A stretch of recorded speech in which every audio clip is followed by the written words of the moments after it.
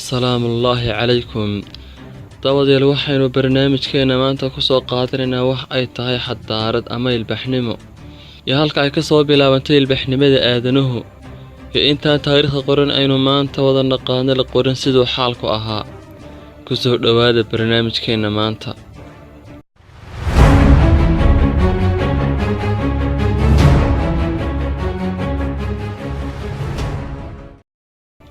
ilbaxnimada waa dadaal kasta oo aadamuhu bixiyo si uu sare ugu qaado heerkiisa nololeed hadday tahay dhinaca aqoonta, dhaqaalaha iyo siyaasadaba.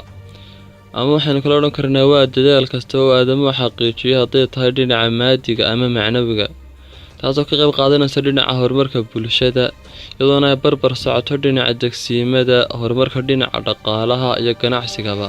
Sidaa daraaddeed si loo lafaguro ama loo darso ilbaxnimada ummadi leedahay waxaa laga eegaa 4 qodob: qaabkooda nololeed iyo duruufaha ku xeeran, heerka xidhiidhka bulsho ee ummadda ka dhaxeeya, habmaamulka xukun ee ummaddaasi leedahay, horumarkooda cilmiga, dhaqanka iyo degsiimada ama dhismaha. wax ay soo bilaabatay ilbaxnimada aadanuhu waagii la degay waddanka labada webi oo haatan maanta loo yaqaan Ciraaq. intii aan la qorin taariikhda xaalku waxa uu ahaa mid daahsan oo inta war laga hayaabo iska kooban tahay, sababtuna ahayd oo aanay jirin farqoraal aadamuhu leeyahay oo wax lagu qoro ilaa laga soo gaadhay ilbaxnimadii Sumer, iyaga oo soo kordhiyay farqoraaltii u horreysay ee aadamuhu yeesho. intaa kadib haddaynu gunta barnaamijka u soo dhaadhacno,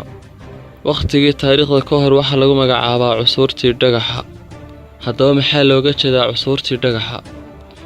waqtigii dhagaxu waa waqtigii ka horreeyay taariikhda, taas oo uu aadamuhu isticmaalayay dhagaxaanta si uu uga samaysto agabka kala duwan ee aasaasiga ah,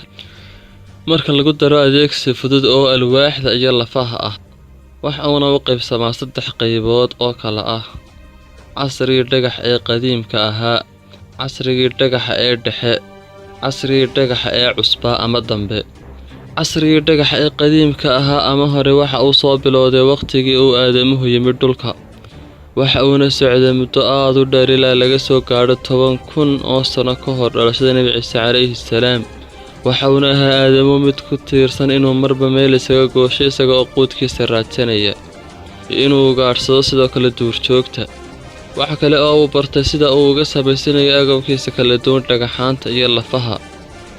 waxa kale oo uu aadamuhu bartay dabka iyo adeegsigiisa, iyada oo la helay raadad kala duwan sida godad iyo sawirro badan kuwaasoo ku kala fiirsan daafaha caalamkii qadiimka ahaa, sida dowlado dhaca qaaradda Yurub sida Jarmalka, Faransiiska iyo Spain, iyagoo dhammaantood muujinaya qaab nololeedkii aadamaha ee casriga qadiimka ahaa. casrigii dhagaxa ee dhexe waxa uu ahaa waqti kala guur ah kaasoo u dhexeeya casrigii dhagaxa ee hore iyo casrigii dhagaxa ee dambe. waxa uuna ka soo bilaabanayaa sanadii 10,000 ilaa 4,000 oo sano ka hor dhalashadii Nabi Ciise calayhi salaam. waxa uuna aadamuhu bilaabay deegaamaynta iyo inuu wax beerto. waxa kale oo hana qaaday samaynta weelasha dhoobada ka samaysan iyo ganacsiga. aadamuhu waxa kale oo bilaabay tarbiyeynta iyo xanaanaynta xayawaanka dabjoogta ah. casrigii dambe ama cusbaa waxa ayna sidoo kale taariikhyahanada qaar ku qeexaan casrigii macaadinta. waxa uuna bilowday kadib 4,000 oo sano ka hor miilaadiga, waxaana lagu tilmaamaa inuu marxaladaha aadamuhu soo maray kuwa ugu muhiimsan ku jiro. waxa uuna bartay noocyada macdanaha iyo hababka loo dhalaaliyo. waxa uuna abuuray farsamooyin cusub oo la xiriira farashada beeraha, taas oo markii dambe ay hirgasho ay soo ifbaxeen samaysanka bulshooyinka tuuladu, taasoo dhalisay inuu dhasho noocyo cusub oo afkaar ah, taas oo la xidhiidha habdhaqanka guud ee nolosha aadamaha. taas intaa wixii ka dambeeyay gogasha u sii xidhay inay samaysmaan magaalooyinku. waxaynu barnaamijkeena qaybta dambe ku soo qaadanaynaa ilbaxnimooyin kala duwan oo jiray taariikhda ka hor. ilbaxnimadii waddanka labada webi oo haatan maanta loo yaqaano Ciraaq waa ilbaxnimada ugu qadiimsanayd ee dunida soo martay, taasna waxaa daaha ka fayday raadadka qadiimka ah ee laga helay waddanka Ciraaq, iyadoo ilbaxnimadaasi ka horreysay dhammaan ilbaxnimooyinka kale ee dunida soo maray, sida ilbaxnimadii webiga Niilka, Masar, Tigriga, Hindiya, Shiinaha iyo Mexico. waxayna ka aasaasantay ilbaxnimadaasi mandiqada webiga Khasiib, taasoo dhacda bartamaha labada webi ee Furaat iyo Dajla, iyadoo ugu wacan tahay deegaankaas oo ah deegaan carrasan oo ku habboon beerashada. waxayna ilbaxnimooyinka kale kaga duwan tahay iyadoo ka shidaal qaadan habay yaraatay ilbaxnimo kale oo iyada ka horreysay balse magaca waddanka labada webi waxaa laga soo dhambalay magaca Giriig ah kaasoo ah Mesopotamia kaasoo micnihiisu yahay deegaankii ku yaalay webiyada dhexdooda waxayna koobsanaysaa ilbaxnimada waddanka labada webi xadaarado kala duwan kuwaas oo kala dambeeyay waqtiyada qaarkoodna loolan ka dhexeeya oo marba tii awood badataa noqonaysay ka talisa mandiqada waxaana ka mid ah xadaaradaha ilbaxnimadii Sumer, ilbaxnimadii Baabil, dowladii Akaadiyiinta iyo boqortooyadii Aashuur. ilbaxnimadii Sumer waxayna ilbaxnimadan ka aasaasantay waddanka Ciraaq intii u dhaxaysay sanadihii 3600 ilaa 2357 taariikhda miilaadiga ka hor iyadoo halkii u sarreysay gaadhay sanadkii 3100 miilaadiga ka hor waxaana ugu muhiimsanaa raadadka ay ka tagtay farqoraalkii Sumer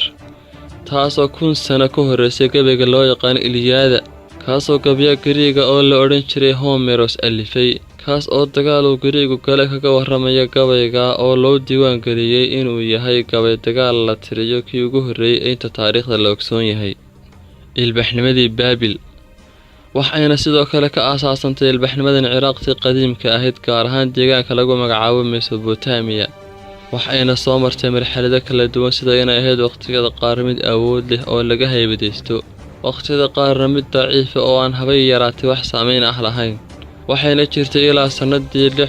6079 miilaadiga ka hor waxyaalaha ugu muhiimsan ee ilbaxnimadan reebtay waxa ka mid ahaa sharciyadii Hammurabi kuwaas oo lagu tilmaamay inay yihiin sharciyadii ugu horreeyay ee aadamuhu dejiyo ilbaxnimadii Aashuur waxay soo unkatay ilbaxnimadan waqtiga ay xadaarada Baabil ay sidoo kale ahayd mid jirta waxaana intay jirtay horumar la taaban karo ku dhacay oo ay ku soo kordhiyeen farqoraalkii taas oo ay noo cadaynayso waagii boqorkii Aashuur Banibal inuu sameeyay dhowr maktabadood kuwaas oo ku caawsaneyd maktabadii Ninawa waxaa kaloo ka mid ah ilbaxnimooyinkii waagii hore jiray ilbaxnimadii webiga Niilka ama loo yaqaanay waddanka Masar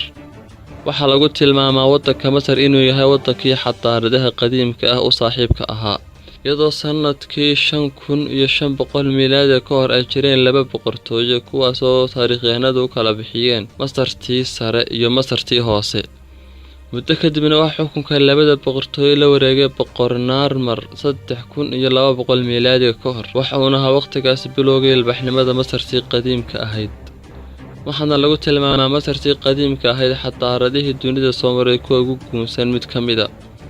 waxyaalaha ay la goonida noqotayna waxaa ka mid ahaa inay mar kasta oo dacfi ku yimaado ay dib ka soo xoogaysanaysay kaasoo ka dhigay inay sii jirto qarniyo aad u dheer waxayna intii jirtay soo kordhiyeen habab cusub oo waraabka iyo dalag beerashada la xidhiidha waxa kale oo ay ka horumareen dhinaca xisaabta injineernimada ama dhisidda dhismayaasha kala duwan iyagu waa kuwa dhisay ahraamta kuwaas oo caalamku la yaaban yahay ilaa maantada aynu joogno sida u dhiseen dhismayaashan cajiibka ah iyadoo kumanaan dalxiisayaal soo booqdaan sanad walba kuwaas oo daafaha caalamka ka kala yimaada